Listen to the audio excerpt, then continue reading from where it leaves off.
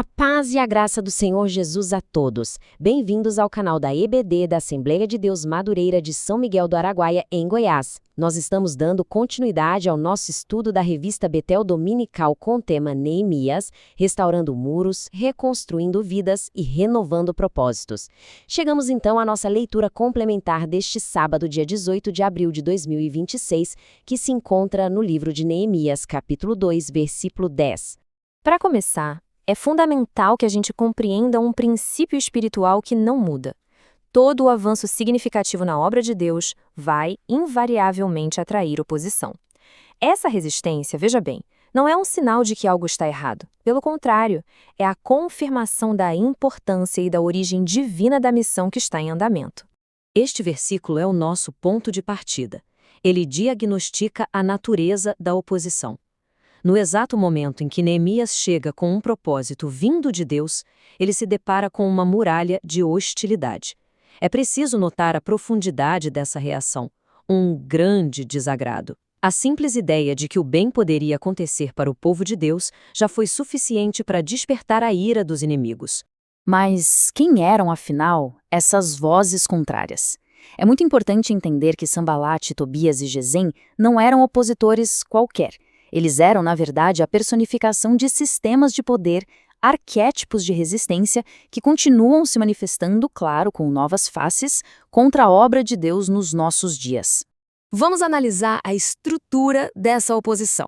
Como a gente pode ver na tabela, Sanbalat representava o poder político externo, já Tobias a infiltração e a influência por dentro, e Gesem o controle regional.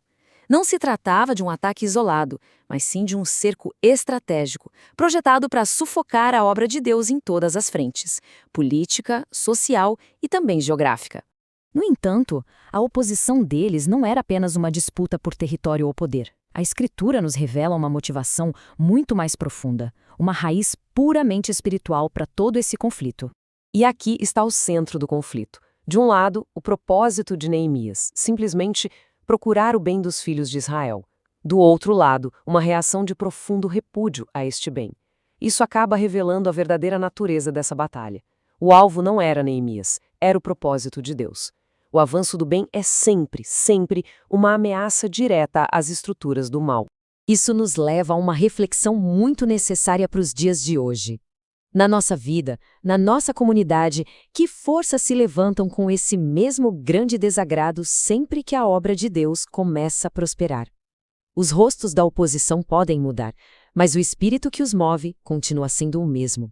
Pois bem, a história de Neemias funciona como um espelho para os nossos desafios.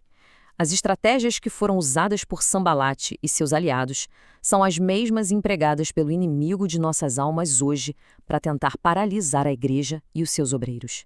As táticas do inimigo não mudam com o tempo. Primeiro vem o desânimo. Ele usa o ridículo, a crítica, a intimidação para minar a nossa fé.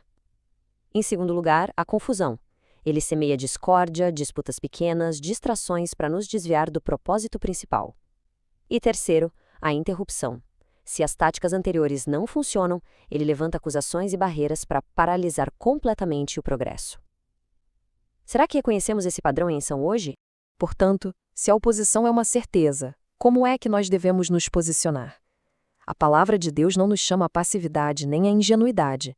Pelo contrário, ela nos ordena a preparação, a sabedoria e a uma vigilância espiritual que nunca cessa. A instrução divina que nos chega pelo apóstolo Paulo é muito clara.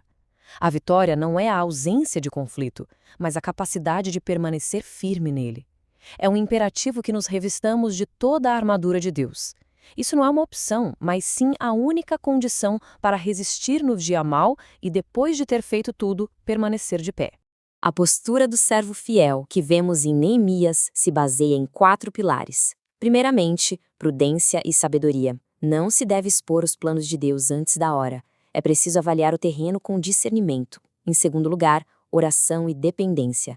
Reconhecer que toda força, a direção e os recursos vêm do alto. Em terceiro lugar, foco e determinação. Manter o olhar fixo no chamado, sem se abalar com as vozes da distração e da calúnia. E por fim, vigilância constante. Estar sempre alerta, pois o adversário não para sua investida. Esta imagem reforça uma verdade fundamental. A obra de Deus não avança porque não há oposição, mas avança apesar dela. O progresso acontece através da fidelidade e da perseverança daqueles que, mesmo debaixo de ataque, escolhem confiar em Deus e continuar a edificar.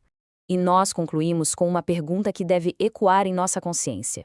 A oposição ao propósito de Deus em nossas vidas não é uma possibilidade, é uma certeza. A questão não é se vai acontecer, mas quando e como nós vamos responder.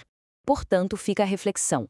Estamos individualmente e como corpo de Cristo, verdadeiramente preparados, revestidos e vigilantes para a batalha que é inseparável do chamado de Deus?